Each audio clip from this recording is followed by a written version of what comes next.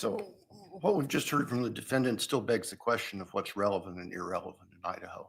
And I think the case law is clear to the extent there is case law that the defendant's appearance at when he's not on the stand is not relevant.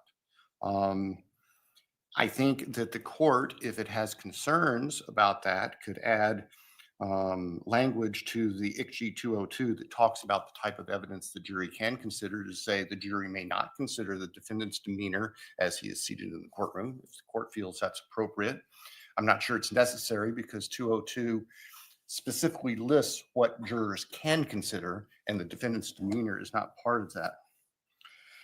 In response to your Honor's question about or observation that there's no evidence from an expert here that the defendant is incapable of committing these crimes, the response from the defendant was, well, yeah, that's right, which is exactly our concern because the defendant in his filings took what little was in the expert disclosures and then stretched it out to this conclusion that the defendant is incapable of committing the crimes when the experts don't say that.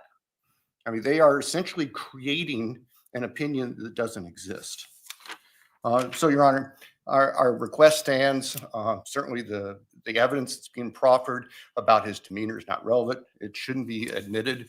And if there's an issue that comes up about the defendant on the stand and his appearance there, I think we can address that as it comes up. Likewise, if the state opens the door to questions about the defendant's behaviors, which we are not intending to do, we can address the issue at that time. So we'd ask the court to defer any kind of ruling on those hypothetical situations. Thank you, sir.